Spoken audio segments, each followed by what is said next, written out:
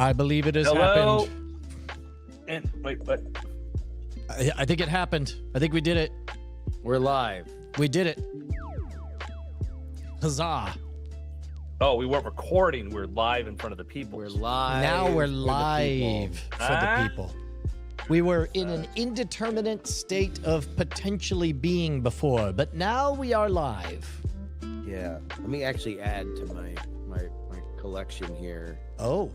For people that wonder what it's like to be me, we can now get a sense of what I see. You guys see me through the camera, but this is what I see as I do the Weird Things podcast. We already did one of these when we were on the Great Night set. Yeah. But this is, I look there, and sometimes I look at Twitter during the show, but mostly I'm just looking at the camera. Yeah. And talking to my friends. You're able to look right over the camera and see us, though. Exactly. Yeah. Yeah. Yeah. Brian saw the reconfigured studio for the first time yesterday.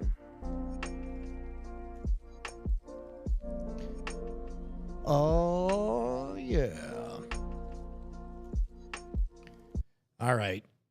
Well, that's interesting. I love the artwork for the Mammoths and Mice. Oh, yeah. It came out nice. I thought the title was good, too. Hello, Ryan. Hello, Flying Car 100. Hello, Noah. Hello, Bashful. It looks like we're having some bandwidth chokage. That's not great. We'll see. It's really odd, man. I don't know what's up with the time of day and I don't want to say the name of the company that provides our internet services. I don't even want to give them bad publicity anymore. That'll teach them. Well, I mean, I don't know. I just don't want to be a broken record constantly complaining about the same company. Here, let me run to the restroom, then we can jump in.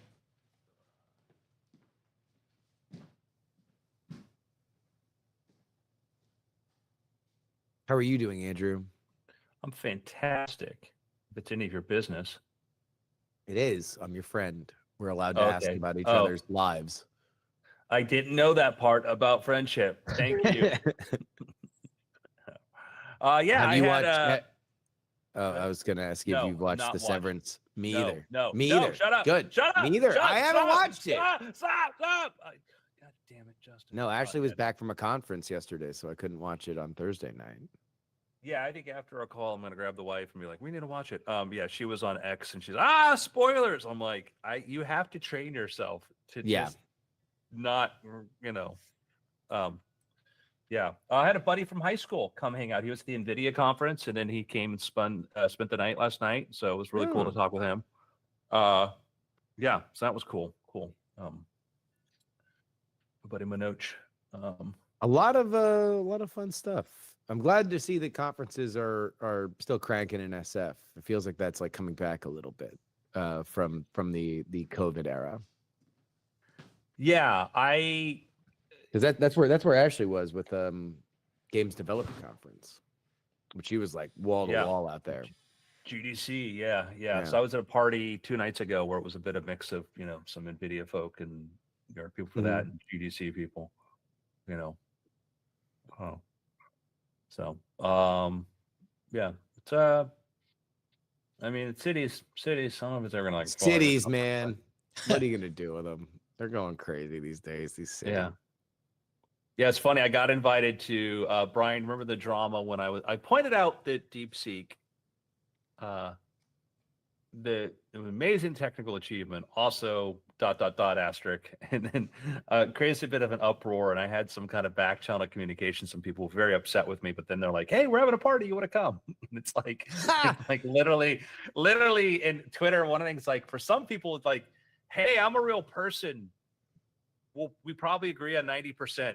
Yeah, and we'll have a fun discussion, about the other part." So it's just. That is one thing that the internet age has instilled into me is I don't know, like Ted Lasso says, be a goldfish. Like, ain't no money in remembering your grievances about who said what when. Yeah, I think that there are battles to be fought, and then there's discussions to be had. Not every discussion's a battle. Yeah. Well, especially when you're meeting people in the fighting pits of the message board. Like it is helpful to readjust to human altitude as opposed to having all your knives out. Yeah. Yeah. Like you were Ryan Johnson.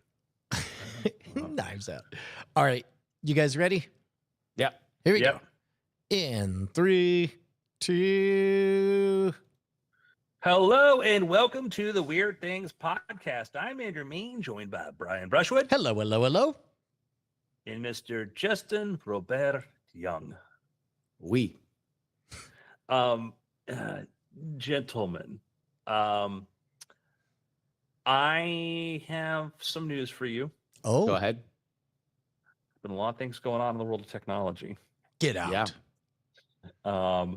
And we've had kind of been a big week in tech, guys. Don't know if you know this and stuff. There's an NVIDIA conference was there. Yeah. A lot of things to try to figure out what to cover. So trying to figure out where to start. And I'll begin with, we talked about this before because I had these conversations. Like Justin and I, we do a podcast called The Attention Mechanism where we go really a lot. We talk about AI here. Wait until you listen to that.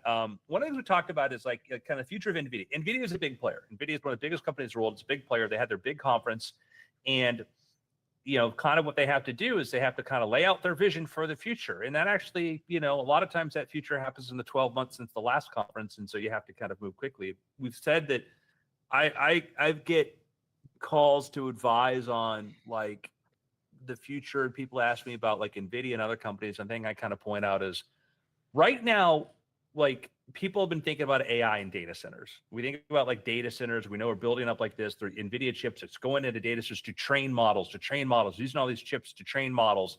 And that's why DeepSeek, caused some reverberations to be like, oh, you don't need a lot of chips to train models. Well, no, actually you really do. Yeah. But you can train do cool stuff with a smaller amount of chips, et cetera. But then there's this realization like, oh, we need these chips to serve the data. Every time I talk to ChatGPT, I've got to use a bunch of GPUs, particularly if I'm doing deep research or reasoning. And NVIDIA sees this, but the NVIDIA thing that's also the vision they sort of talking about is robotics. And we're going to see GPUs make their way from training. We know they're used for inference, and now they're making their way going to be into more robotics. And that was one of the visions that Jensen Huang showed. Did you see the demo they did with Disney? I did not. No. Brian, if you want to Google that, Yeah. I'll go into go show you this. So basically, NVIDIA is, they are. Oh, wait a minute. This is the robot thing? Yes. This one? Yep. Okay, so explain this, because I only saw a brief little bit of it and I didn't really get any context. It's the laws of physics. So NVIDIA is in a position where one of the areas they're investing in, India want to make sure that people are going to keep buying NVIDIA chips for forever. Now there's competition. Other chip companies are coming out building things, but one of the areas that NVIDIA sees, and one of the things they want to do is they have so much money, they want to bring the future closer. If you were, Samsung making the chips in cell phones and iPhones and Androids, whatever you could do to bring the future closer is great. And that's what a lot of technology companies do is they'll create development kits. They'll put out free open source software development things because they want to get to the point where people aren't using millions, but using billions. And one of the things NVIDIA has seen is, hey, we think robotics is the future. We want to bring that robotics sooner. And we talked about before Cosmos, which was the generative AI system for creating like a real world a simulator for robotics. And so now they've talked about, they've got platforms like Groot and et cetera. And so they're talking about a platform. They have a new robotics platform, which is basically you can build off that. And so we're watching video of Jensen, and he's about to show us something that they built with Disney. You guys can describe it when you see it. Yeah. So he looks really cool. He's wearing a leather jacket. This is not the robot. This is the CEO of NVIDIA that Brian is describing. Yeah. Here we go. Let's take a look at Newton. So we're seeing a robot. It's like one of these sort of we've seen. Describe it. Yeah, no, it looks like a cute Pixar. My brain is tickled. I can't. I assume this is all AI generated animation? Question mark. Well, watch now. Now you've seen this. Actually, Disney's shown versions of this, but we're watching kind of a robot with little like walker legs walking around, a little articulated head walking around, kind of a nice little landscape. And it looks like really great, compelling game footage. It's a really neat environment. Now we're watching the robot appear on stage. Oh my to God! Jensen. So it's a physical object that is actually just walking like a freaking. It looks like something straight out of a Pixar movie. Yeah, like it looks Wall-E, like yeah. Get and out! so they built this. It's a partnership between Disney, NVIDIA, and DeepMind. And so they worked with Google and DeepMind to go build this robotics platform. And so the robots actually, in theory, is part of this is programmed, and basically it's not like, I don't think it's supposed to be RC. I think it's actually supposed to be interacting with him. Well, and it looks the motion is extraordinary. The expressiveness of the antenna as ears kind of reacting. You could tell that there's a whole bunch of baked in emotes. The eyes flicker just like blinking. And the fact that this is all my brain is short circuiting. It's a real life droid straight out of Star Wars. Yeah. So we're getting, that's kind of a big, so that's basically they're putting out a platform basically that they want other companies to say, okay, we're going to build on top of it, because inside there, those robots, they want to have NVIDIA chips. And the idea with bringing in Disney is to make these, use all of the little touches that Disney has honed to perfection between animation and animatronics to create something that is like, oh, I want that in my house, as opposed to a colder demo where a functionality is kind of the key, but it still looks a little dystopian.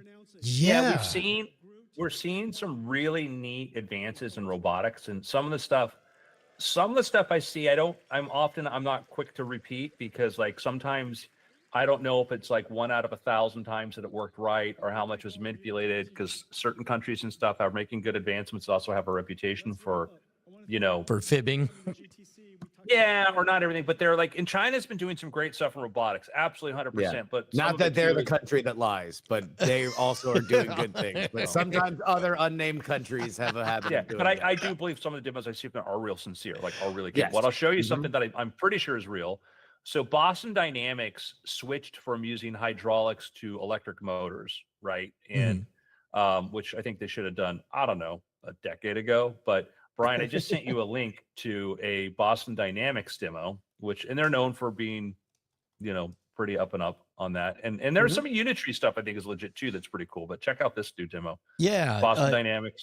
Here, I'm loading it up right now. But if you want to walk us through like the hydraulics, I assume there's just a little bit of a delay that you have to deal with in all the motion or the kind of musculature controls. It's just a layer of complexity. Like if you watch the number of times they're cleaning hydraulic fluid up off the floors. Got it. Because tons of pipes, there's reasons to want to do hydraulics. And one of those is I can put a generator in this thing, and particularly if you're working on military applications and stuff. But this is an electric. This is the new Boston Dynamics. Watch this. So it moves with the intentionality and the leaning that you would expect from a human, including using, I've heard running described as, falling forward constantly. And, but we just watched it jog. Yeah. And watching it crawl now. Crawl, yeah. And ready. Wow. Oh, and a little Aikido roll. Yeah, no, that's a proper parkour shoulder roll. That's incredible. Wow. And now it's doing like breakdancing moves. It's just rolling. It's doing oh my flips. Goodness.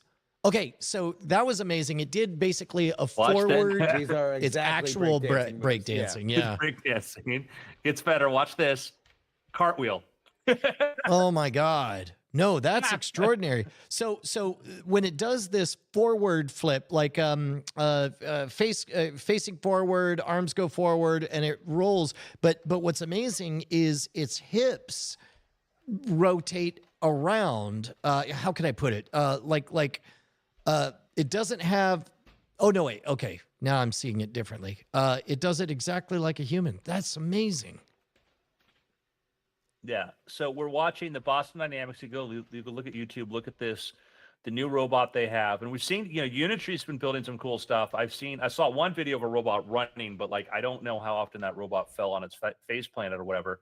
And we have Boston Dynamics, have the Skepticism too, but they've been known for being pretty consistent in their demos, and they have stuff in the field, and so does Unitree. But like, this was a really, really, it's been a while since you'd seen, an American robotics company do something like, oh, wow, that seems really cutting edge now. But a lot of what they've been working on is the intelligent systems behind it, because the Unitree stuff is still largely like remote control. They're not really like thinking.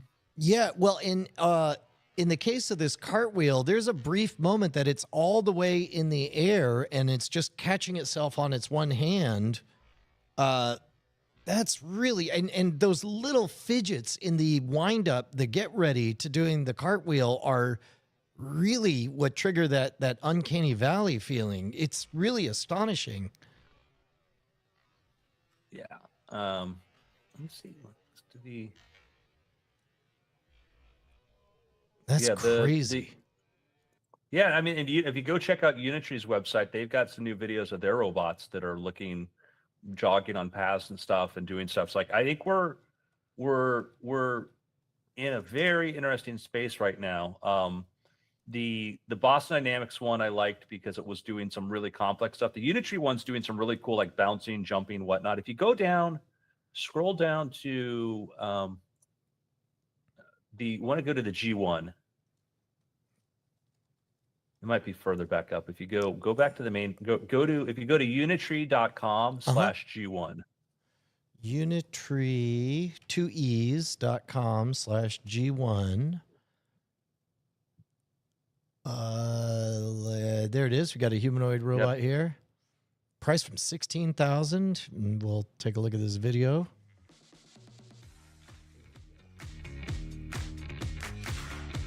It really does look like it's CGI. Yeah. So remember before when I said that all of the Disney animatronic stuff make things not look dystopian? This is the opposite. Yeah. Yeah. Which is not the point, right? These are selling to a different customer, but the robot's doing yeah, I don't know that what you want to show me. Punching and kicking is. I don't know that I love the imagery of a human fighting a robot and the robot being unimpressed. Yeah. If you go to the main page where that is, when it folds itself up like this is terrifying. It does this thing that folds up compact. It's like, this is what you pay for in Thailand. But they're showing how lightweight it is to pick it up. And now he's brandishing a magic wand, but it looks like a sword. I was about to say, it's definitely a weapon. Yeah, it's like, we need to talk, folks, robotics. So if you go, and they also have, like, if you go on just the header image on that page, if you go out of the video, Jesus, it's smashing walnuts. Like, if you just let that play. Yeah, it's just like an infant's head. Right? Yeah, if you scroll down, Brian, there's the thing that says like flexibility. There you go. That go back up. Go back up. Oh yeah, like that video. Yeah, let that video play through. Okay, so we got it. It's running on jagged rocks. Running on rocks that I wouldn't feel comfortable running on. Yeah, and it's definitely doing like monkey jumps and twisty flips. Wow. And the correction, again, that always gets me is when you see the little very, very human-like natural corrections to something not going according to plan. Yeah. If you scroll down to the next image, they have one where it starts doing like the wand and then the weird dancing for the Unitree one. But yeah. I would say for anybody who's making these videos, number one, you're not here to please the masses, right? You're here to create amazing robots that are going to define the future. So I don't blame you for this, but do yourself a favor. take these videos down to your local mall and just show them to 150 people and then just have them describe what is at the top of their mind after they are done watching these demos. Because I have a feeling that you're gonna get a better sense of what you want to show to a general public. I would say yes, and the problem is if you're going to an average mall in China, people are not going to tell you what they think. I mean, if they think it's You safe wanna to know say what? it, Yeah, they'll, you're they'll right. have they will either have a ton of opinions, as my friends there do, or no opinion at all. I would say, and when I say an average mall, I mean one mall in Passaic, New Jersey. Find a mall in Passaic, New Jersey, and show it to them specifically. Yeah, that's the thing I realized about like what my Chinese friends explained to me is that yeah, the things they're allowed to argue about, they will argue about. Yes. So maybe that might be fine. 16 grand Speaking of China and AI, I saw a viral clip of a guy in China or some adjacent place between a Chinese AI and ChatGPT that was arguing back and forth with the two AIs were arguing with each other about a big news story in China right now, which was that I believe it was a Hong Kong businessman who owned these ports in the Panama Canal. He just sold them for quite a bit of money to an American company. And that is something that is roiling a lot of emotions in China. And the Chinese AI was having a argument with an American-based AI, and it was fascinating. Assuming that these translations were correct, the difference in philosophical perspective was pretty remarkable. Yeah. So we've talked about this before, and I think we're kind of starting to see it between the NVIDIA announcement and Boston Dynamics and just really how fast-paced a lot of the Chinese companies are coming. The physical part of robotics is moving fast. Now, one of the things you don't see, the one of the things you just see but you don't hear, is you'll hear these things, you hear a lot of and so these demos look often really cool. Then you're in the room with it and it's like a loud vacuum cleaner going off. And I think that's going to be it's one of the reasons why a lot of people talk about them like, oh, in the factory, in the home. And I think one of the companies, that's why they cover thing in like kind of weird cloth. I think it's partially it's to try to control the noise. So there's a lot of little things there you're going to have to sort of solve for. Maybe it's kind of good though that we can hear them coming right now. But it's like, drones, like if we described, quadcopters and stuff to somebody 30 years ago, you'd be putting them all over science fiction movies, but they'd be bringing you drinks in your house and stuff like that. But they're like, well, no, it's going to blow the papers around and be like, it's like, that's the reality. So there is going to be a thing of trying to make these robots quieter. But from a mobility point of view and going out there doing yard work and a lot of other stuff, you're not in the room, that's not a problem. The AI component is going to come fast. The connecting that you saw the robot move around, be dexterous, connecting that to an LLM or a system that's able to make it do really useful tasks and figure out how to do laundry, that's going to happen fast, in my opinion. And I think that the end of this decade is going to look way more different than the beginning of this decade than almost just any prior decade has happened.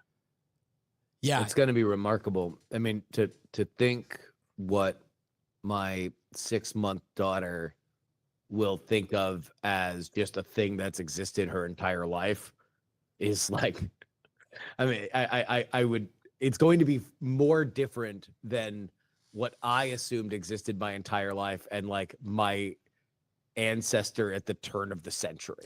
Like if we look at the difference of what I experienced and what she will experience. It is truly remarkable. I remember being at my grandparents' house and realizing and hearing my dad confirm for me that he remembered what life was like before they owned a television set. And I just I couldn't make those words make sense to me. I couldn't conceive of a world without television or whatever.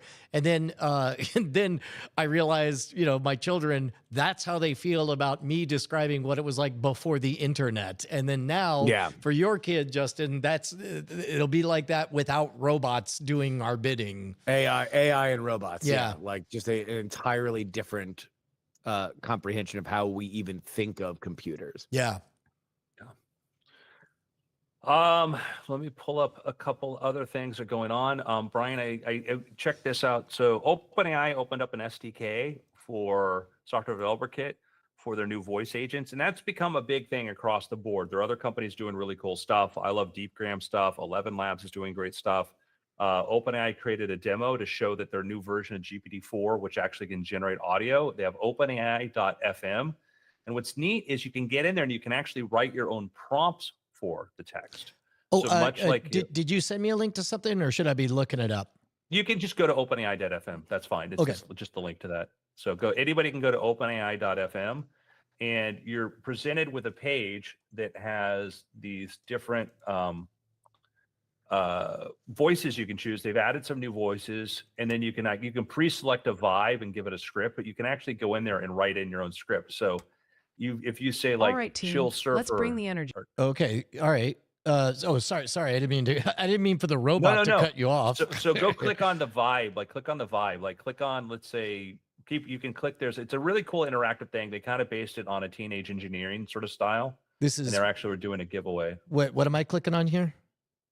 So you see where it says, hard for me to see your screen. Let me well, here I can make it bigger. Okay, you see. Okay, so you see the section where it has like the dramatic sport. Like click on sports coach. Okay, sports coach. Got it. Click there. Now click play. What's up, sports fans? Welcome to the final. Stop that. Yeah. Go click on use Ash as a voice. Okay. What's up, sports fans? Welcome to the final whistle. I'm your host, and today we're breaking down last night's epic overtime. Okay, click pause. Yep. Click Serene. Just click same voice, but click Serene and Vibe. Serene and oh wow. Hello and welcome to your moment of mindfulness. I'm so glad you're here. Let's begin by. So, you know what's interesting is, like, we've been able to see the potential coming in for quite a while, and yet still I call my pharmacy and it's the same robot trees. It's that implementation is going to be the next step. And I wonder how many places are just waiting for the right, I don't know, moment for those systems. I mean, this is again, what reminds me so much about like reading books about the like web 1.0, really like web 0.5. Where you had the tools, possibly for the first time in a very, very long time. We're in a situation now where the tools have not met the ambition, right? There's more crazy stuff that's out there than there are people that understand the tools enough to put them into play in the same way that brought us a bunch of crazy stuff during Web 1.0. Like, it's like, why don't you do all of your shopping online? And you had Webvan and stuff like that. And it didn't work for other reasons, but it's like, we're at that point now where it's like everything that exists can be updated. And we're going to see a million different applications of it, but the ones that'll hit will be profound. Yeah. Let me show you, Brian, go back there. I'll show you what you can try here. Click the regenerate button until you see Mad Scientist as an option. Oh, got it. Oh yeah. There we go. Mad Scientist. Yeah. Click on it. Now click play. Ah ha ha! The stars tremble before my genius. The rift is open. The energy. So wait, the licensing for this is all like right now today. I can do Creative Works for profit and just use this for narration. I'm gonna one more. Yes, and you ready for this? Okay. Yeah. You see the box where it describes the vibe below there? Yes. Where it is. No Go type way. in it. Write your own vibe. Okay. Write your own delivery voice. Okay. All right. Oh my God. Do I dare? Hold on. Game show host. I'll throw some stuff at you, but yeah. Well.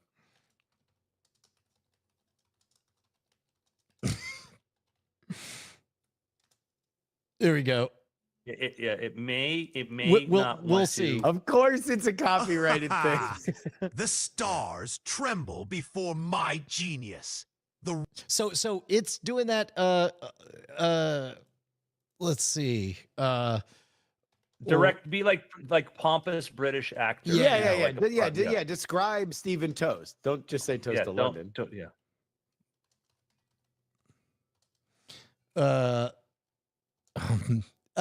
Pronunciation. So, you guys describes.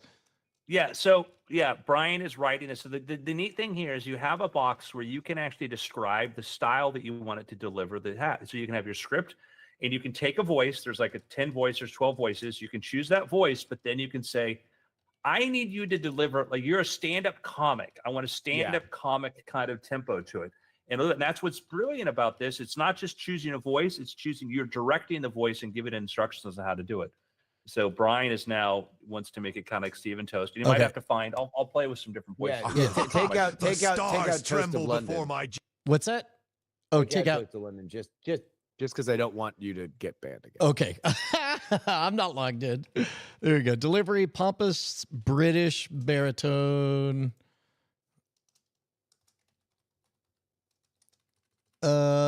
With manic enthusiasm that rises and falls unpredictably, pronunciations that are slightly off, and sentences that can't decide if they're a question. Perfect. There you go. Ha ha! The stars tremble. More British. Or put British at the beginning. Yeah, but yeah, go try it. Over the top. Ha ha! The stars tremble before my genius. The rift is. Yeah, that's too American. Here we go. So I think that there are one of the base models that's a British man. So I would say find a British man. Ha ha! The stars tremble before my genius. No. Try verse. Try verse. Verse is The stars. Ah ha ha! The stars tremble before my genius. those those R's. Manic enthusiasm. Delivery, very, very British. Well, also there's voice. So try putting that in voice because you have delivery. Got it. Voice. There we go. Ah ha ha! The stars tremble before my genius. The Getting warm. Yeah, it is. Getting warm. Yeah, we're somewhere in the Neil Patrick Harris neighborhood, but we're getting there. Lower voice. Rich and deep. Comically pompous. Ah ha ha! The stars tremble before my genius. Here we go. I gotta make it melodic. Oh, there we go. There's more stuff down here. Aha. Hey, there we go. Tone, melody up and down. Pronunciation, filled with elongated vowels and vastly overpronounced. Oh, try fable. words. Try fable is the voice. Okay. Fable. So Ah ha ha ha! The stars tremble before my genius. Slow and luxurious. okay. So anyhow, you can go in and you can start to customize the voice. You take an existing voice, work on your delivery, your tempo, whatever. They may be adding more. There's a lot of cool stuff from other companies too, but that's what I dig about this. The price on it, like I think Andrew 11 Labs has Mayne. great tech. We meet again. Sorry. Andrew Whoops. Mayne. We meet again. That's pretty good. We're getting there. Yeah.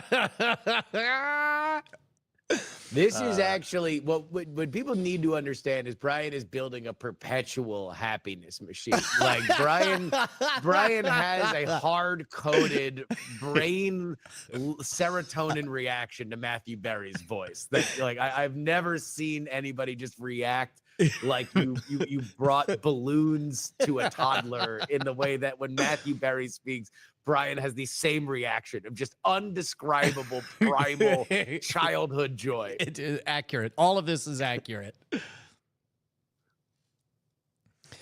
Let's try this. I think I did I demo this before? I showed my voice clone before, right? Man, I'll go for a second lap on this any day. Brian, my nemesis. This will be the end. Wow. Shocking. Okay, I'll bet we could Turing test this. I bet if I close my eyes, I will not know. Yeah, I'm going to do that. I'm going to close my eyes right hold now. on, wait. Oh, to do both of them? Yes. I'm going to see which one. right. I'm going to see if I can pass a Turing test. So you could type something, and Justin, you could conduct. My eyes are closed, and you could, Justin, you can let me know condition A and condition B. This is gonna be a random trial, so I'm gonna leave it up to you, Andrew. But I'm going to say example A, and then you will either hit play or speak the line, and then I will say sample B, and you will do the opposite. Understood?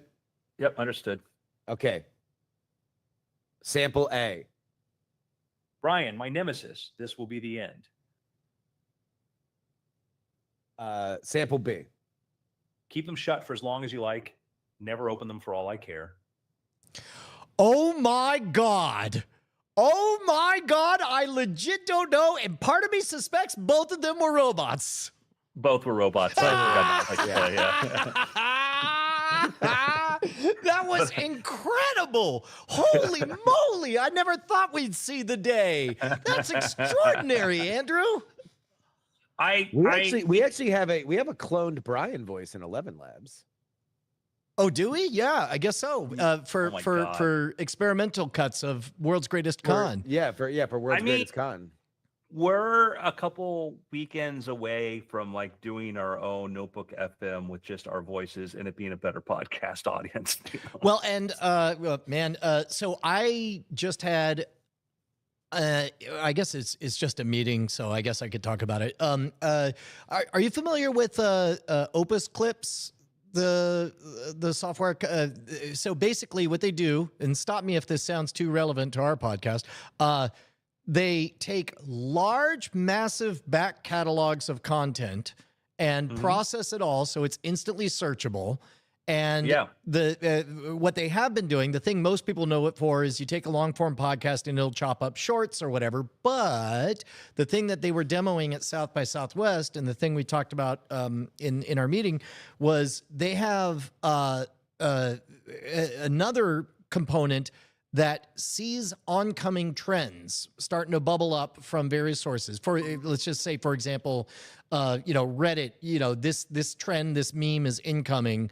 Then it will go through the sum total of everything you've done for 20 years, if you have said things collected because you're a digital hoarder and your name is Brian Brushwood. And then it'll pick things out of the blue and bring it back. Like, for example, there was a Monologue episode where I predicted the scene from Deadpool, like 5 years in advance. I was like, we were talking about nunchucks. I was like, bones aren't strong. Well, unless they're Wolverine's bones. And then I described this whole scene that that went on to be in the... Now, truthfully, I just suspect somebody who writes in Hollywood watches the Modern Rogue. But the point is, as magical as that moment is, there are, who knows how many more there are that just need a robot and energy to pair the moment with the incoming trend. Yeah, I think that's a very interesting idea. Yeah, I looked at Opus Clips before because I like that. That takes long form clips, create shorter clips. Like, that's just. I think there's so many cool things there. Were we going to hear Brian talk? Was that the robot or not? Yeah, that was Brian. Hold on.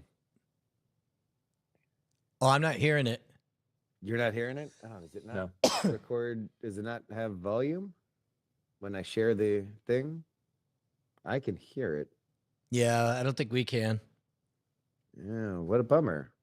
I don't know how that works. Andrew, you ignorant slut. Just heard it. Oh, no, that was me. No, that was actually me talking. Ha-ha. No, the robot. Oh, wait, hold on. I know the real Brian would never say that to Andrew. There, we're doing some live rerouting. We're disengaging energy from the main couplers back to the reactor core. Okay, here we go. No. What is this plugged into? Hold on. All right, 2 seconds. That's all right. Yeah, I it's happening so fast, Andrew. There should be a podcast about it. Yeah. What are we gonna do? Our advice to everybody is go play with this stuff. Just actually experiment, try using these things. Like I found my way into tech because I found out that there's a difference between being able to build something and being able to find the time to use it and do really cool things. And you know what? And this is dipping in a little bit into after things territory, but there's a bit of anxiety of like, how do you begin? And am I going to get it right or whatever? And the truth is, really all you need to do is direct your attention to the raw feed. That it's that moment from the Matrix where Cypher says, I don't even see the code anymore. I just see blonde, redhead, brunette, and so on. And it's like, if you just dive in and start playing it, what you'll naturally discover is that you have an aptitude and an interest. And much like, proteins being shaken around in a soup, the congruently folded proteins will find each other. Likewise, you will find something that naturally attracts your interest and has your skill set.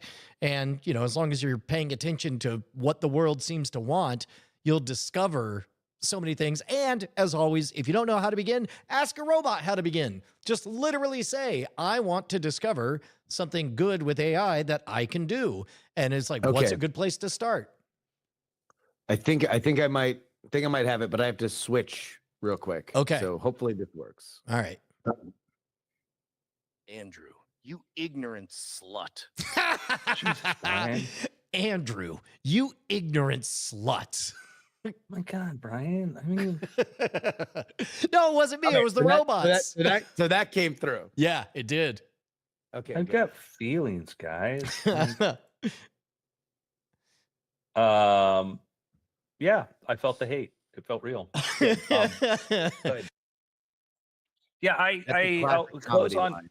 I'll close on this. One of the big opportunity spaces, one of the things that's going to be really a scarce commodity and will highly value is trust. Yep. I think Apple is in a great position because when I get a FaceTime call, I know that, man, that system's really hard to hack. Man, it's really hard to fake it. And so, I get an iMessage. I trust that came from that person's device in that person. Less today. Oh yeah, if it's a blue bubble, yes. Yeah, with the blue bubble. If it's RCS, no. RCS, I don't trust at all. But yeah, with the blue bubble, I trust. So, and I think there's going to be opportunities for other companies to focus on. Do you want to create that level of trust? So, anyhow, picks. Oh man, pick snuck up on me. I was having such a good time. You guys go first. So I am reading a book. Whatever. I think I can say this. I did sign an NDA, but there's a favorite campaign book series written by Jonathan Allen and Amy Parnes. They wrote a book about the 2016 election called Shattered. They wrote a book about the 2020 election called Lucky. And they have written a new book that is available for pre-order right now, Fight. Separately, I have a book that I signed an NDA about that I am reading right now because I'm interviewing the authors in a week. And it's great. It is everything that I would want from it, and I'm very excited to speak to the authors about it. But yeah, so far this book that I can't say is awesome. Cool. You know what? I wish I could say Righteous Gemstones, but I haven't seen this last week's yet because my wife was out of town. I wish I could say Severance, but I haven't seen last night's finale. And to be honest, this season has been very frustrating for me over the last few episodes. So what I will say is the Politics podcast with Justin Robert Young. I look forward to a book review coming up. There we go. Oh. My pick is one. I enjoyed the season opener for Righteous Gemstones. I did enjoy that. Bradley Cooper. It was a very different pace. It's clear they want to do their own kind of story. It's the final season. I like the characters. I love the characters. I'd like to keep going on and on forever with them, but I also understand they kind of want to bring the storylines they have to a close. So I get that. So I liked the way it was opened this season, where it was just a very different sort of story. And I also liked the real season premiere where the characters that we know and love appeared, because it was good. Yeah, both of them were great. I mean, I think that it's not novel to say that Jody Hill and Danny McBride are extraordinarily talented, and while they are very funny in the lane that they create very funny stuff, they also have a flair for horror. They have a flair for drama, and that opening to the Righteous Gemstones was awesome. And it was great that they got Bradley Cooper to kind of hang it all together. Yeah. So, gentlemen, it's been weird. Oh, there we go. Got it. Yeah, we haven't done an after things in forever. I know. so No, I'm here for it. So here, I'll just let me do another pee break and then we'll jump in. All right, sounds like fun.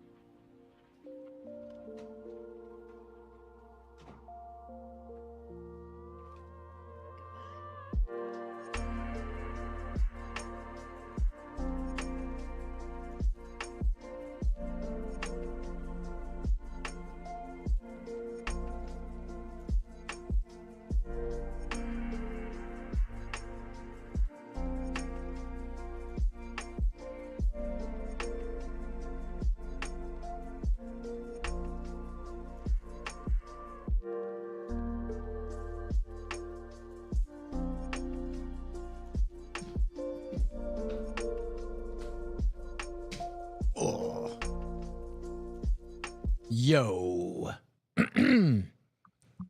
What up? Alrighty, right. Okay.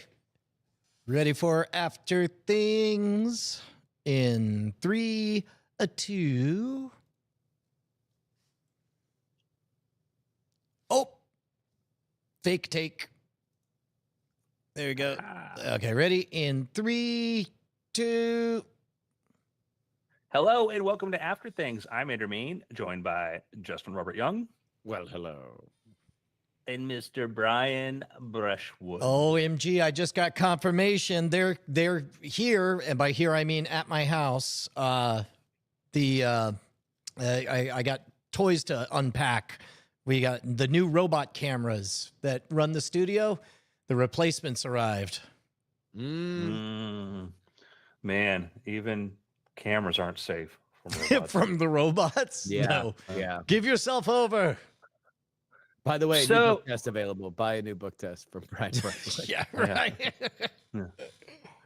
I do talks at college campuses periodically, kind of in the Bay Area, and talk to students like computer sciences and stuff, and and often give out my calendar invite, my Calendly link, if they want to just talk about because a lot of them they're seniors or graduating, they're trying to figure out what they're going to do in AI. So I find myself giving bad advice to take it from a guy that had a very untraditional career path. How to have it. I have one, but the thing I found myself doing a lot is coming up with projects for them to do, because they're about to go interview. Some of them want to be entrepreneurs. Some of them just want to get jobs at big tech companies. And they've been like, well, my teacher taught me this, my teacher taught me that. And I'm like, what have you done? Well, I had this they did this. And I'm like, okay, let's figure out a project for you to work on where you're going to go learn something, kind of using an AI term, out of distribution from everybody else's learning. And that way, when you go do an interview, everything that you did, all your projects aren't confined within the semester. And so that's been a thing I've been doing. It's been helpful because then I get, and a lot of them, like I'm saying, I'm giving you permission to create or do something. That's fine to fall flat on your face because, I interviewed a number of people at OpenAI for positions at OpenAI, and coming from a very untraditional background, I didn't care what their university was or whatever. I was just like, what have you made? And if they weren't technical, it might be like created a nonprofit to do this. I started a food pantry to help people do this. I created, a podcast or a club. That was always the thing that was very helpful. And I think that I don't think everybody has to follow this advice. And I think that we kind of live it, but I do think it's helpful to always be in the act of making things. Well, I wonder if, and this is partly, well, I don't know. I've got teenage daughters, and I think they've all done a really good job of being unafraid.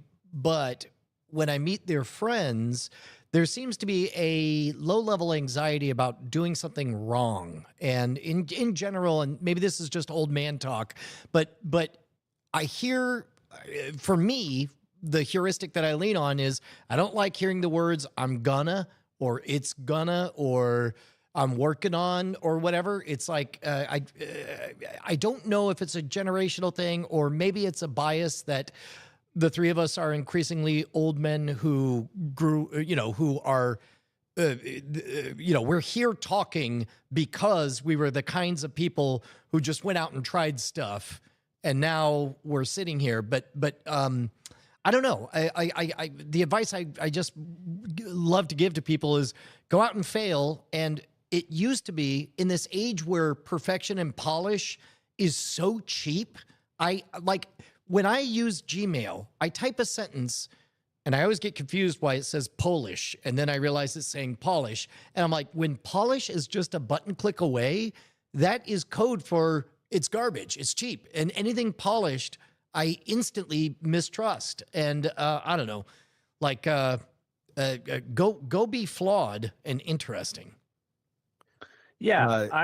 Oh, go ahead. Yeah, Sorry. we had Brian and I went and spoke to a college class a few weeks ago, and their final is going to do a 15-minute podcast, and that's fine. They're getting a good education from a good teacher. It's worthwhile. What I think I had the words to say at the time is that they should look at that final as that's like minimum certification. Like you should be able to be a practitioner that can clear a minimum certification to do a really good 15-minute podcast. And to do that, you should do 15-minute podcasts every day, right? You should do every week. You should go interview somebody, edit it, get those skills in a way that matter on a regular basis to get yourself to it. And part of that is giving yourself the freedom to have the creativity to say like, oh, let me just do something dumb. Let me try new tools and see how they land, because that's really where, in my opinion, a practitioner skill really develops, is not in the pressure moment of I got to do this thing to do it.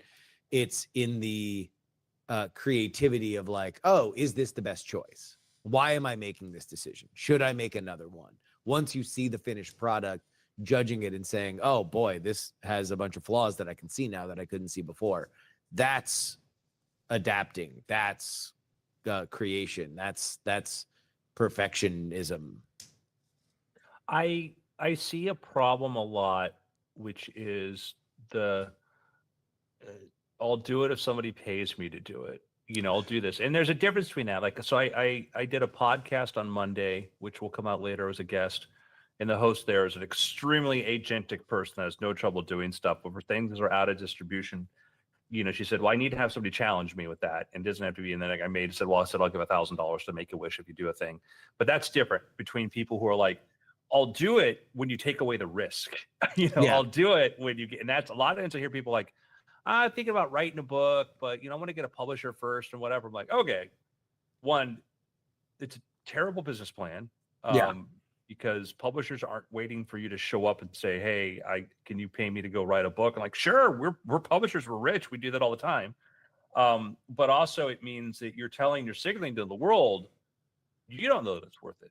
you don't want to take a bet on it. You're not really willing to take a risk on it, and you want somebody else to take the risk. And I think that people have to think a lot about, you know, risk and what that really means. You know, that's a really good point. I mean, not for nothing. Anybody watching, you know, we're now live on the Mono Road channel, and anybody who's been watching has heard me reference the fact that for 6 months I've been retooling everything, and starting in January at the beginning of this year, we finally got to the interesting parts that I can do in front of everyone with building out this studio and everything. And we were talking offline before the show about it's fascinating because I haven't felt good about inviting other people to participate financially in the growth of my operation until I made that initial investment myself. And it hadn't occurred to me until just now you said that, Andrew, that there's sort of, it took my own show of faith in myself to kind of open up that. That's interesting. Yeah, and there can be, you know, you can if Stephen King goes on a Kickstarter and says, you want Stand Part 2, well, if I sell $1 million worth of it on Kickstarter, I'll write it. I'll do it because, like, it's Stephen King. I know he's gonna write the book. You know, you and Justin say we're gonna do a podcast together, 10 episodes this, we do it. I know, that's an easy bet. I go say, hey, I'm gonna do a 10 episode podcast on my own.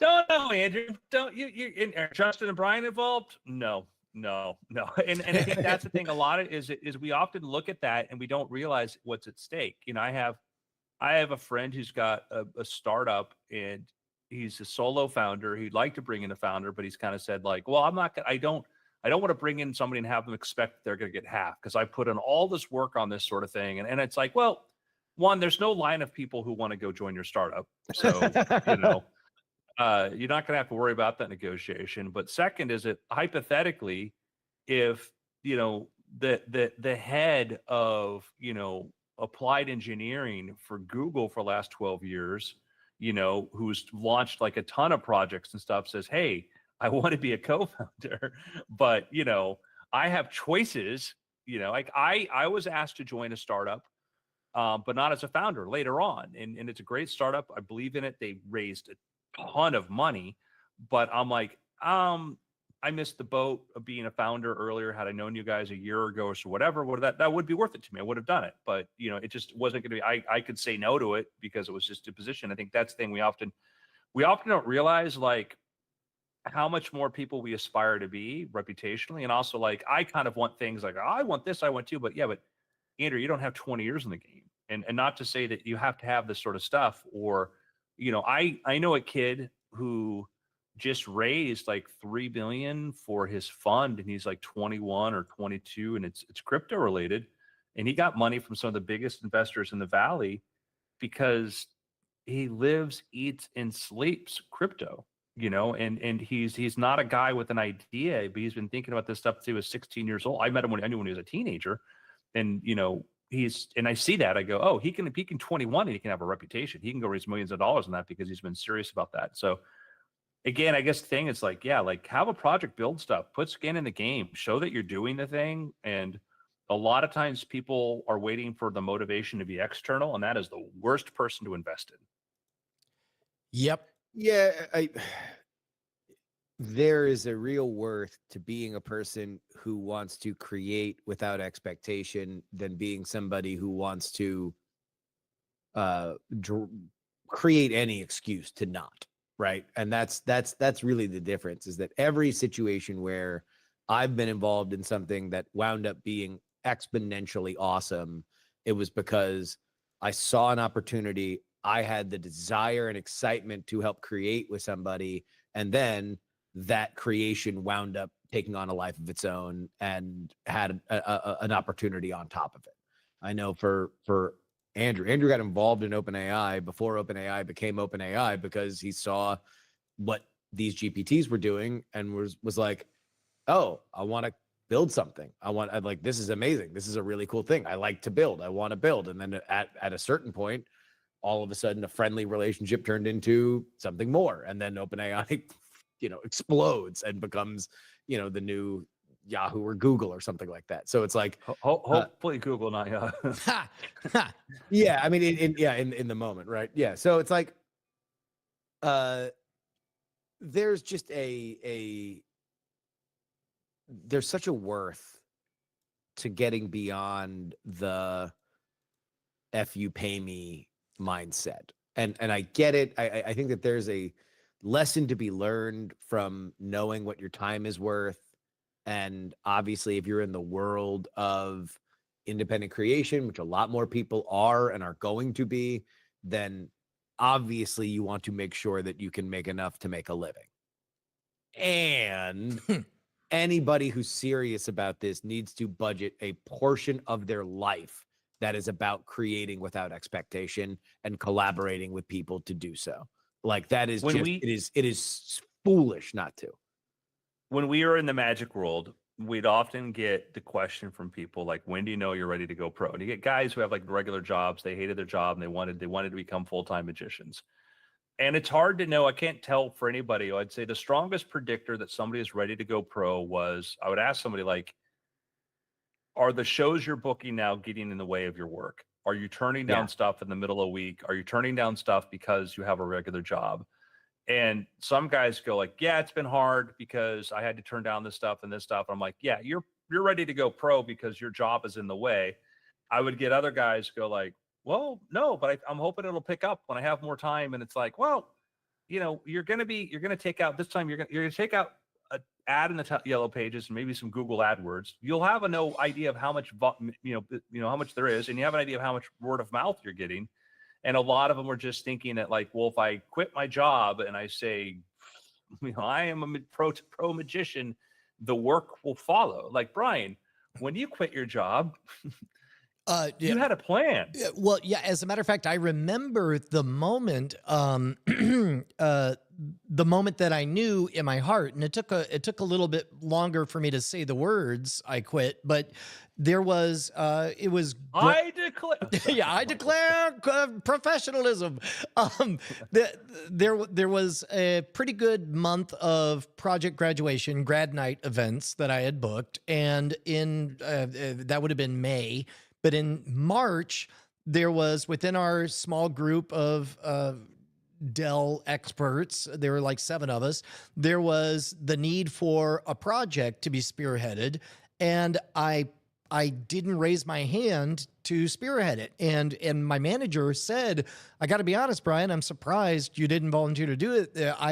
You have such drive and initiative and you could do this. And I said, yeah, but I'm coming up on, this busy May. And I realized, oh, this is how you become mid at 2 things. Before we were saying mid, but this is how you get paralyzed, is you don't commit to one track or the other. And then a few weeks later, I had done the heavy thinking about whether or not I had it in me to be an independent professional magician.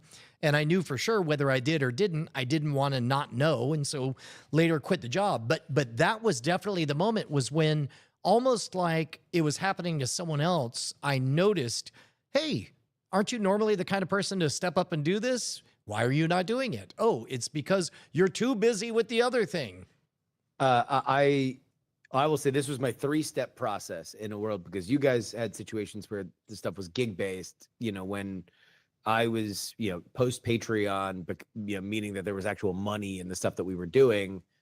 I had a 3-step process. Step number 1, you have enough money coming in from this thing that it's a nice little side hustle. And you're like, great, I have a regular job and I have a side hustle that I really enjoy that's bringing in money. Step number 2, your side hustle starts to encroach upon the money that you're making from your real job. At which point you're like, this is amazing. I have 2 incomes. And I'm very excited because at least half the time I'm really having a good time. This is a creative endeavor that I'm really enjoying. And then step 3, and this is when you really know, you're like, I'm burnt out, and I would give up one of my incomes to just not be burnt out and enjoy my life more than I was doing before.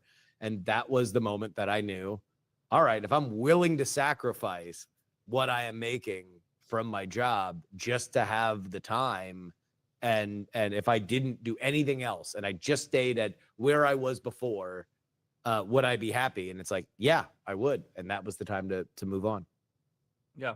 And these signals come in different ways. And, Brian had, a lot of signal and understanding of what that industry is going to be like.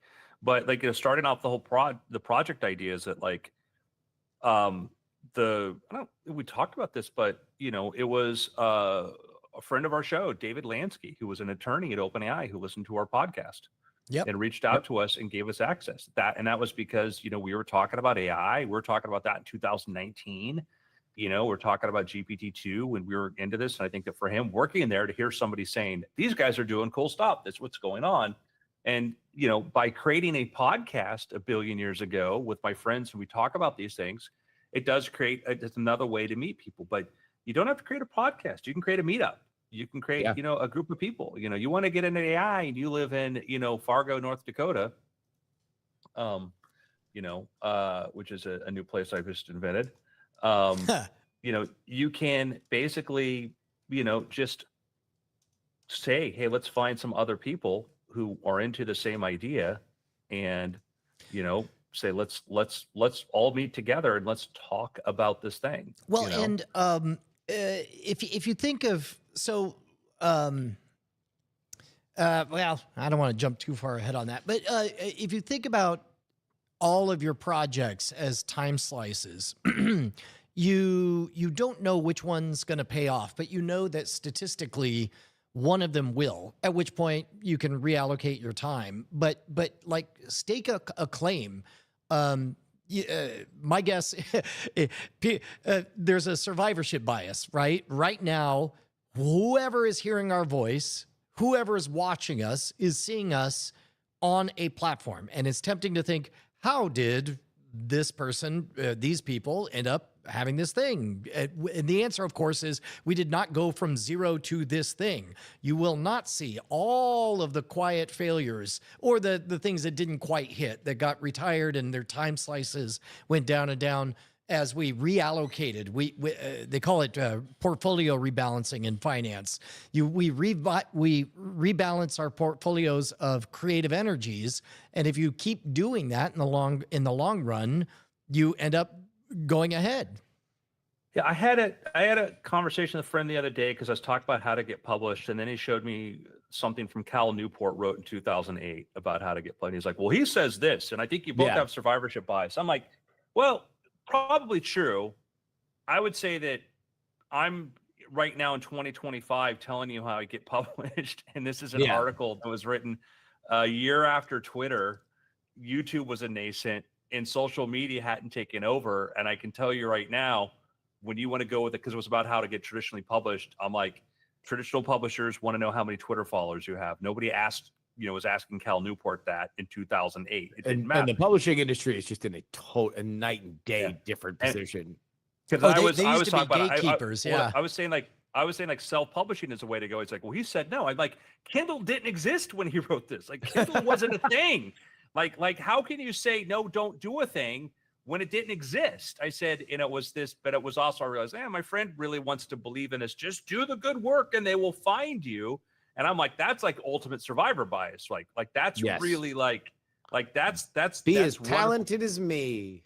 Yeah. Yeah, that's not advice that those people are giving you. Those are the stories they whisper to themselves when they go to bed at night. Yeah. I'm sure Cal it might have been true in 2008.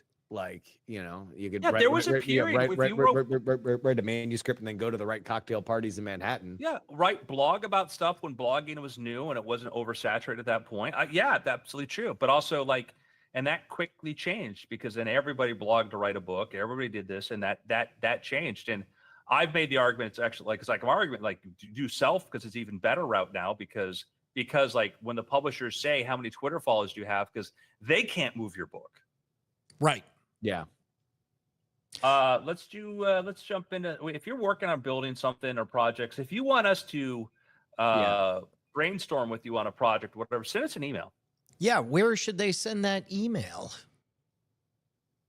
Do we have a good email address? I mean, you know what? Actually, just write me, Brian@schwood.com, BRIAN@SHWOOD.com. And by the way, that's one of my tidbits. You know, you ever notice that people in media are always saying, giving out their emails, and then you always think, well, they don't actually read it. But then the person on the radio or the podcast says, I actually read all of them. Guess what? They actually do read all of them. But nobody ever writes. So a new habit that I've been fostering that I like a lot is the unironic fan letter. And every time I write somebody and say, I liked your book, I liked your thing, I liked your whatever, they're always shocked to get it, and everybody's always happier for it. Yeah. If you want it, like, I realized too, like, contact@andrewmayne.com is another way. Like, I respond. People like, I like your thing. I'm like, thank you. I like that. You know, and people are super respectful of time. Super respectful. Like, I rarely do I get the person like, well, now that we're email buddies, tell me about this. It's just off. Like, I was afraid, oh, what'll happen when I do that? Like my Substack, if you reply to my Substack, goes to me, and you know, and it's delightful. It turns out that, and I don't know. I wonder why there's this suspicion bias, but we really do just operate in the daylight. Like when we say that's our email, guess what? That's our email. When I say, here's a free giveaway, it'll go to you'll get signed up on my email list. If you don't want to be there, just click unsubscribe. That's exactly what I do. And there are still people in the comments who are like, kind of suspicious that there's a free giveaway and you have to give your email. And it's like, 13 years. 13 years, been doing a giveaway every week. It's not rocket science, guys. I give away lockpicks, and then I write you funny stories, and hopefully you guys want to buy the new Brian Brushwood 4th book test. It's a mystery. $25 at scamstuff.com. Done. It's been after. On that. I gotta hop on a call. All right. Bye, guys. Beep, beep, beep, beep, beep, beep, beep, beep. Later. Wow. Oh, hey, real quick. There is something else. The new robot cameras are at my house, so maybe I'll do that, grab a bite to eat, and come back and maybe do unboxing. We'll try them out. We'll see how awesome they are. So we'll see you guys.